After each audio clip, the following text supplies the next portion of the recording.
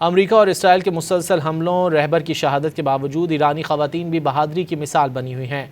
2.5 साल बच्चे को लिए ईरानी खातून ने सब की तर्जुमानी कर दी। जब पूछा गया कि हालात मुश्किल तो नहीं, कहने लगीं कि फ़लस्तीनी बच्चे हमारे बच्चों से ज़्यादा मुश्किल हालात का सामना कर रहे हैं।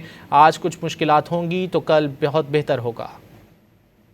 अमेरिका और इसराइल के मुसलसल हमलों रहबर की शहादत के बावजूद ईरानी ख़वातीन भी बहादुरी की मिसाल बनी हुई हैं। 2.5 साल बच्चे को लिए ईरानी खातून ने सब की तर्जुमानी कर दी। जब पूछा गया कि हालात मुश्किल तो नहीं, कहने लगीं कि फ़लस्तीनी बच्चे हमारे बच्चों से ज़्यादा मुश्किल हालात का सामना कर रहे हैं। आज कुछ मुश्किलात होंगी तो कल बहुत बेहतर होगा। अमेरिका और इसराइल के मुसलसल हमलों रहबर की शहादत के बावजूद ईरानी ख़वातीन भी बहादुरी की मिसाल बनी हुई हैं। 2.5 साल बच्चे को लिए ईरानी खातून ने सब की तर्जुमानी कर दी। जब पूछा गया कि हालात मुश्किल तो नहीं, कहने लगीं कि फ़लस्तीनी बच्चे हमारे बच्चों से ज़्यादा मुश्किल हालात का सामना कर रहे हैं। आज कुछ मुश्किलात होंगी तो कल बहुत बेहतर होगा। خدا بزرگ آقا اصلا ما به این چیزا فکر نمی‌کنیم. اون بچه‌های فلسطینی که الان سال‌هاست دارن تو این شرایط زندگی میکنن چیکار میکنن؟ ما چه فرقی با اون داریم؟ بچه من چه فرقی با اونا داره؟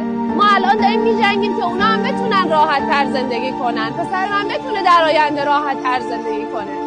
اگه ما بخوایم الان بترسیم به خاطر یه آب گرم و یه کوشک که دیگه دنیا به همین قهقرایی که داشت میرفت ادامه میده. یه نفر باید جلوی اینا بیسته. خدا بزرگ آقا اصلا ما به این چیزا فکر نمی‌کنیم. اون بچه‌های فلسطینی که الان سال‌هاست دارن تو این شرایط زندگی میکنن چیکار میکنن؟ ما چه فرقی با اون داریم؟ بچه من چه فرقی با اونا داره؟ ما الان داریم میجنگیم که اونا هم بتونن راحت‌تر زندگی کنن. پسر من بتونه در آینده راحت‌تر زندگی کنه. اگه ما بخوایم الان بترسیم به خاطر یه آب گرم و یه کوشک که دیگه دنیا به همین قهقرایی که داشت میرفت ادامه میده. یه نفر باید جلوی اینا بیسته. خدا بزرگ آقا اصلا ما به این چیزا فکر نمی‌کنیم. اون بچه‌های فلسطینی که الان سال‌هاست دارن تو این شرایط زندگی میکنن چیکار میکنن؟ ما چه فرقی با اون داریم؟ بچه من چه فرقی با اونا داره؟ ما الان داریم میجنگیم که اونا هم بتونن راحت‌تر زندگی کنن. پسر من بتونه در آینده راحت‌تر زندگی کنه. اگه ما بخوایم الان بترسیم به خاطر یه آب گرم و یه کوشک که دیگه دنیا به همین قهقرایی که داشت میرفت ادامه میده. یه نفر باید جلوی اینا بیسته. خدا بزرگ آقا اصلا ما به این چیزا فکر نمی‌کنیم. اون بچه‌های فلسطینی که الان سال‌هاست دارن تو این شرایط زندگی میکنن چیکار میکنن؟ ما چه فرقی با اون داریم؟ بچه من چه فرقی با اونا داره؟